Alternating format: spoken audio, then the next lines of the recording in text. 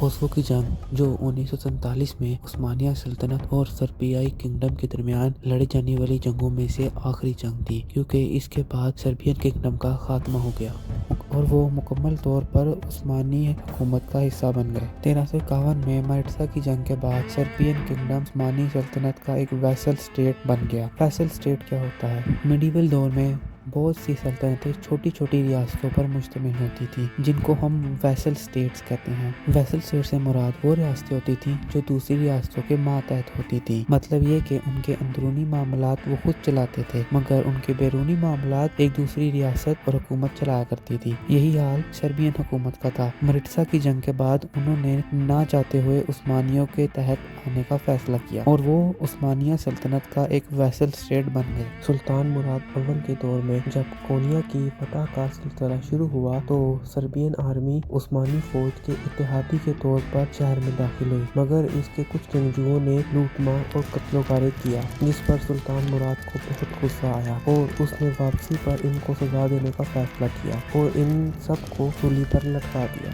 इससे उस्मानिया सल्तनत और सर्बियन किंगडम के दरमियान ताल्लुकात मजीद खराब हुए। जब सर्बियन नाइट्स ने अपने साथियों को सूली पर चढ़ते देखा तो उनको बहुत गुस्सा आया। उन सब ने उस्मानियों के खिलाफ बगावत का फैसला किया और अपने राजा लजार के सामने गए और उसको उस्मानियों के साथ जंग पर जाने पर राजी करना शुरू किया। लजार जो पहले से उस्मानियों के खिलाफ साजिशों में मसरूफ था, उसने इस मौके को गनीमत समझा और फौरन उस्मानियों से अलहदगी का ऐलान कर दिया, जिसके बाद जंग नाकाबिले गुज़ीर हो गई। लजार ने उस्मानियों के खिलाफ एक इत्तेहाद तश्कील देना शुरू किया, जिसमें बोस्निया, हंगरी और मुज़ाका की रियासतें शामिल थी। लजार ने इन तमाम रियासतों को उस्मानियों के खिलाफ एक सलीबी जंग पर आमादा करना शुरू किया और इन सब को दोस्ती के पैगाम लिखना शुरू कर दिया। सुल्तान मुराद अव्वल ने जब ये होते देखा तो उसने भी जंग की तैयारियां शुरू कर दी। सुल्तान मुराद ने अपने वजीर आज़म चंद्रलजादे अली पाशा को 30,000 फौज के साथ बुल्गारिया पर हमला करने का हुक्म दिया,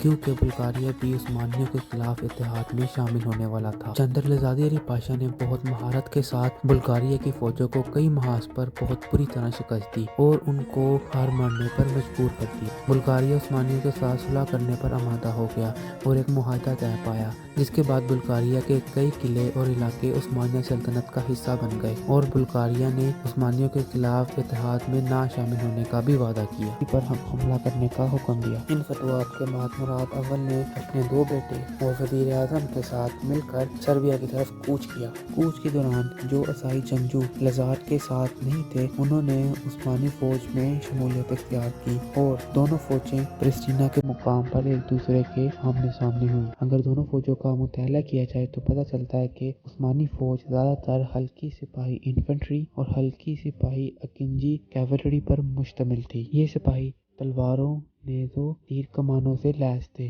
उस्मानी फौज का एक छोटा हिस्सा कैपाकुलू सिपाहियों पर मुश्तमिल था। इन सिपाहियों को उस्मानी फौज का कमांडो समझ लिया जाए, क्योंकि ये उस्मानी फौज के सबसे ज्यादा हुनरमंद सिपाही थे। यूरोप में भी इनकी महारत के बहुत चर्चे थे और मैदान जंग में दुश्मन इनसे खौफ खाता था। मैदान जंग में इनकी पोजीशन रिजर्व में होती थी और ये सुल्तान की हिफाजत करते थे, और जब जंग के हालात खराब होना शुरू हो जाते थे तो सबसे पहली सफ में बहादुरी के साथ लड़ते थे और जंग का पासा पलट दिया करते थे। इनकी आगे मजीद 2 और शाखें थी, एक कैपाकुलू सिपाही इन्फेंट्री जिनको जेनेसरीज भी कहते थे और दूसरी कैपाकुलू हैवी कैवलरी या घुड़सवार। दूसरी तरफ सर्बियन आर्मी उस्मानी फौज से ज्यादा बेहतर हथियारों से लैस थी। ज्यादातर Serbian army heavy armoured cavalry knights पर मुश्तमिल थी, जिनको तारीखदान मिडीवल एरा का टैंक भी कहते थे, क्योंकि ये सर से पांव तक बख्तरबंद ज़ीरों से लैस हुआ करते थे। अगर इनकी ज़ीरों का वजन किया जाए तो वो लगभग 20 से 25 किलोग्राम बनता है, और ये जब दुश्मन की तरफ हमलावर होते थे तो उनकी सफ़ों को ऐसे ही काट डालते थे जैसे छुरी मक्खन को काट देती है।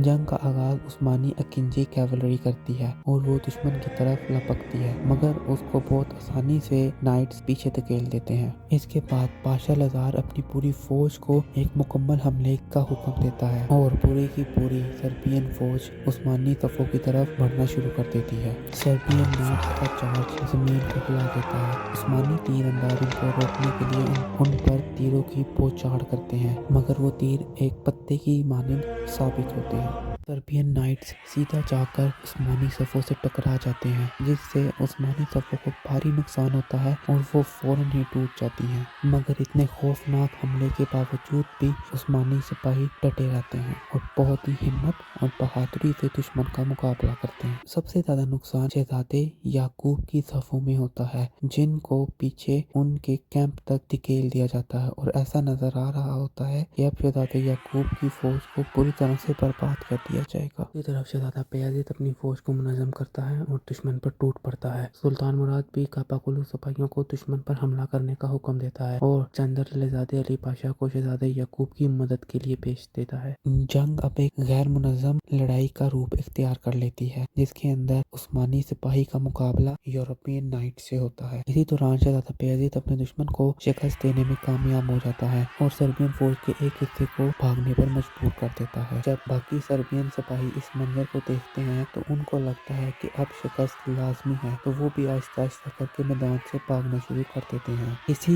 मंजर को देखते हुए बहुत से सर्बियन नोबल्स अपनी और अपने फौजियों की जान को बचाने के लिए जंग से भागना शुरू कर देते हैं। उनका बादशाह लजार उनको रोकने की बहुत कोशिश करता है, मगर वो सब अपने बादशाह को मैदान जंग में छोड़कर वहां से फरार हो जाते हैं। बादशाह लजार अपनी फौज को मुनज़्ज़म करता है और उस्मानियों का डट के मुकाबला करने की बहुत कोशिश करता है, मगर उसको और उसकी फौज को मुकम्मल तौर पर घेर लिया जाता है और एक एक करके सबको मार दिया जाता है। ये जंग इसलिए भी अहमियत की हामिल है क्योंकि इसमें सुल्तान मुराद अव्वल, जो उस्मानियों का पहला सुल्तान था, वो भी जामे शहादत नोश कर जाता है। वो जामे शहादत कैसे नोश करता है, इसमें हमें मुतनाज़ा ज़राए मिलते हैं। सर्बियन ज़राए के मुताबिक जंग के बाद सर्बियन नोबल सुल्तान से मिलने की गुजारिश करता है और कहता है कि मैं इस्लाम कबूल करना चाहता हूँ और सुल्तान के मातहत आना चाहता हूँ। उसको सुल्तान से मिलने की इजाज़त मिल जाती है, लेकिन जब वो सुल्तान से मिलता है तो एक छुपा हुआ खंजर निकालता है और सुल्तान को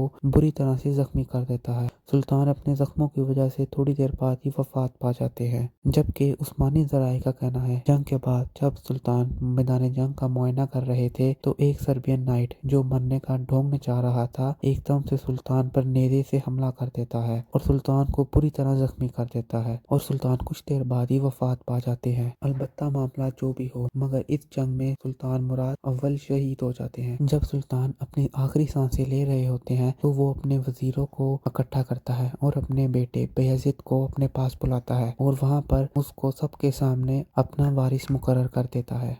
इसके बाद सुल्तान मुराद अव्वल शहीद हो जाते हैं और शहजादा बायज़ीद अब उस्मानी सल्तनत का सुल्तान बन जाता है। ये जंग उस्मानी तारीख में बहुत अहमियत की हामिल रखती है क्योंकि इस जंग के बाद बाल्कन्स में मौजूद वाहिद ईसाई रियासत जो उस्मानियों का मुकाबला कर सकती थी, उसका मुकम्मल तौर पर सफाया हो जाता है। सर्बियन किंगडम कई छोटी छोटी रियासतों में तकसीम हो जाता है और वो रियासतें आपस में लड़ना शुरू कर देती हैं। हंगरी भी सर्बिया पर हमले शुरू कर देता है। इन सब हालात को देखते हुए सर्बियन क्वीन मलेशिया उस्मानियों से इत्तेहाद करने का फैसला करती है और अपनी सबसे जवान बेटी की शादी सुल्तान बायज़ीद से करवा देती है, जिससे दोनों खानदानों के दरमियान एक ताल्लुक पैदा हो जाता है और वो उस्मानी खानदान की हिफाजत में आ जाए और अब पूरा का पूरा बाल्कन उस्मानियों के असर और रसूख में आ जाता है। बहुत से तारीख दान ये भी कहते हैं कि इस जंग ने कुस्तुनतुनिया की फतह के रास्ते खोले क्योंकि अब कोई ऐसी फौज नहीं थी ईस्टर्न यूरोप में जो कुस्तुनतुनिया की मदद कर सके। इस जंग के बाद यूरोप के बहुत से हिस्से उस्मानिया सल्तनत का हिस्सा बनना शुरू हो जाते हैं और उस्मानियों की ताकत में मजीद इजाफा होता है। मगर इस जंग के साथ उस्मानिया सल्तनत के सबसे पहले सुल्तान मुराद अव्वल का दौर हुकूमत भी खत्म होता है। सुल्तान मुराद अव्वल ने तकरीबन 30 साल तक उस्मानियों की क़ियादत की थी। मशहूर तारीखदान एडवर्ड गिबन्स का मुराद अव्वल के 30 साल दौर हुकूमत के बारे में ये कहना था कि उस्मान ने अपने इर्द गिर्द एक कौम को इकट्ठा किया। फरहान ने एक रियासत की बुनियाद रखी, मगर मुराद ही था जिसने एक सल्तनत कायम की। अगर आपको ये वीडियो पसंद आई होगी तो लाइक और सब्सक्राइब जरूर कीजिएगा। मैं मिलता हूँ आपसे नेक्स्ट वीडियो में इंशाल्लाह। तब तक के लिए अपना ख्याल रखिएगा। अल्लाह हाफिज।